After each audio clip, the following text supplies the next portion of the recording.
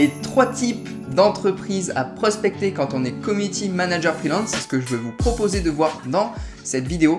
Et l'objectif à la fin de cette vidéo, c'est que vous connaissiez parfaitement ces 3 types d'entreprises, ces 3 grandes catégories et également leur sous-niche, on va dire, voilà, parce que dans chaque catégorie, il y a des sous-catégories. Et à la fin de cette vidéo, l'objectif, c'est que vous sachiez vraiment qui cibler, vers où vous orienter et exactement quoi faire, parce que peut-être qu'aujourd'hui, dans votre activité, vous ne savez pas quel type d'entreprise prospecter et à quel type d'entreprise vous adresser. Salut les CM, moi c'est Aurélien et j'aide les community managers freelance à développer leur expertise sur les réseaux sociaux, à trouver des clients, à créer leur offre, fixer leurs tarifs et fidéliser sur du long terme leurs clients pour créer une activité pérenne dans laquelle ils se sentent bien et dans laquelle ils sont heureux de travailler. Donc, si toi, dans cette vidéo, c'est ton objectif, tu souhaites développer une activité de CM freelance à succès, je t'invite premièrement à t'abonner et à activer les notifications de cette chaîne YouTube afin de rater aucune des prochaines vidéos qui pourraient fortement t'aider. Je t'invite également à venir me suivre sur Instagram parce que si tu veux échanger avec moi, c'est beaucoup plus pratique. Donc, sans plus tarder, pour rentrer dans le vif du sujet de cette vidéo, quels sont les 3 gros types, les 3 grandes catégories d'entreprises avec lesquelles vous pouvez travailler quand vous êtes CM freelance?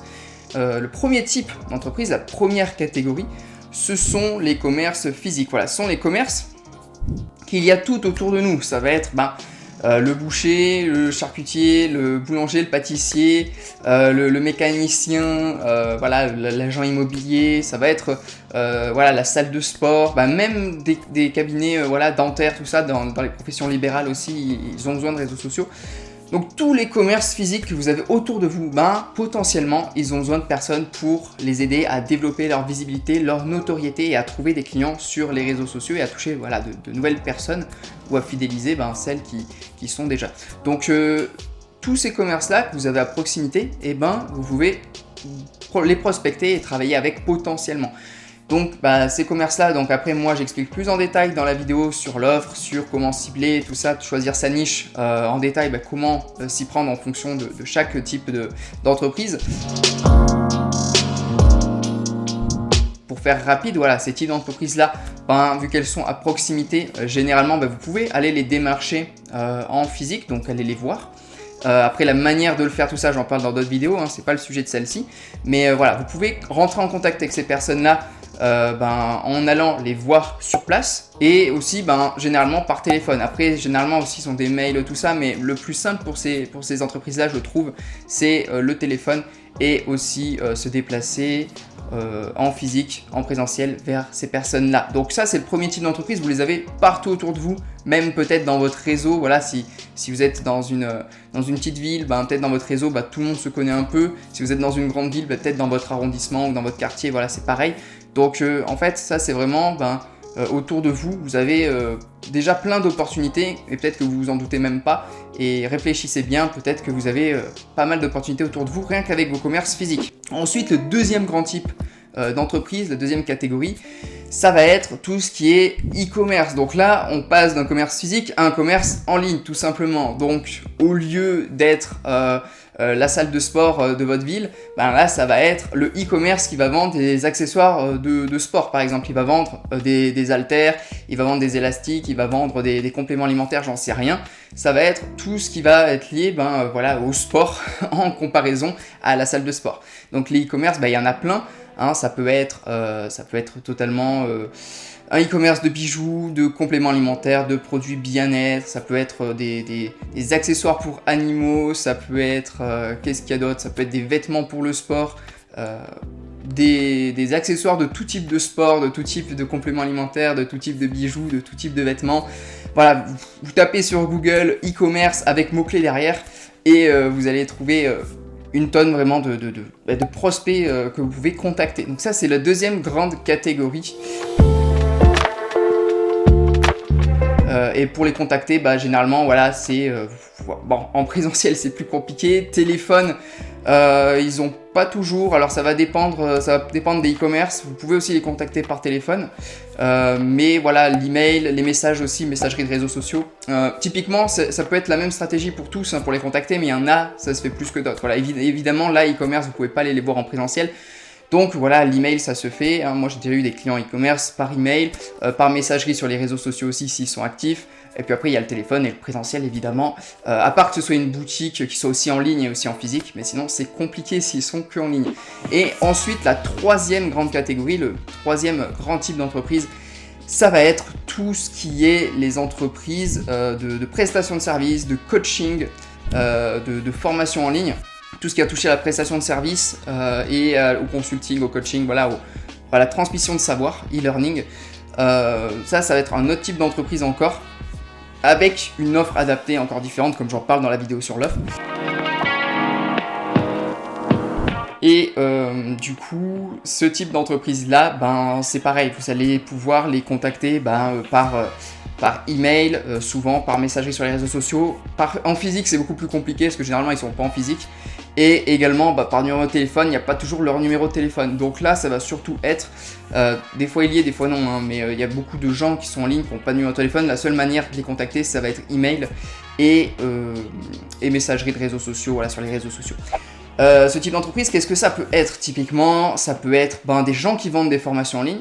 Des formations en ligne, il y en a sur tous les domaines, donc ça peut être des formations en ligne sur la cuisine, ça peut être des formations en ligne sur comment gérer ses finances, des formations en ligne sur la musculation, sur tout ce qui va être diète, nutrition, tout ça, sur n'importe quelle thématique, il y a des formations en ligne aujourd'hui.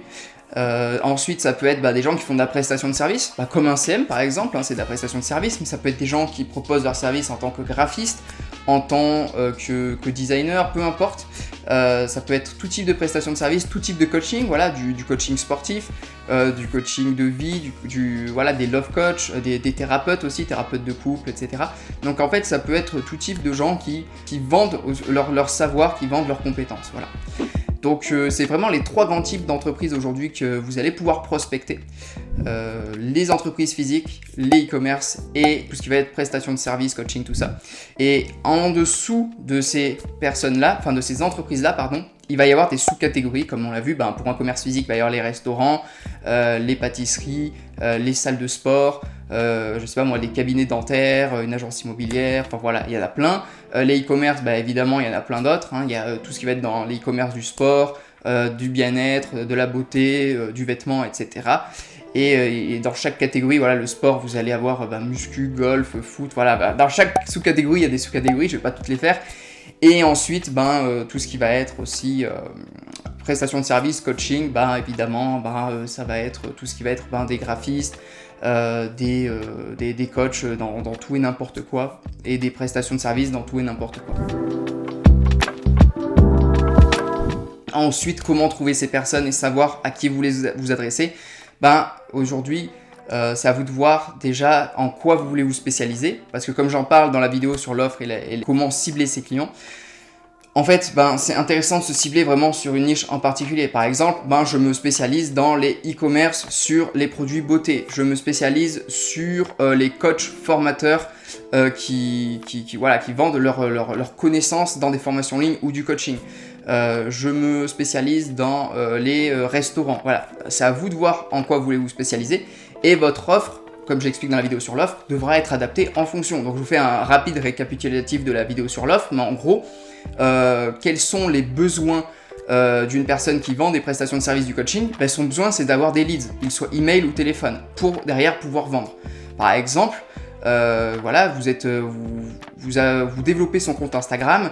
Votre objectif, c'est d'apporter de la visibilité, de la notoriété, ramener du monde, créer de l'engagement avec l'audience, tout ça. Et ensuite, en message privé, d'arriver, ou grâce aux stories, arriver à les rediriger vers une séquence email ou un calendrier pour réserver des appels.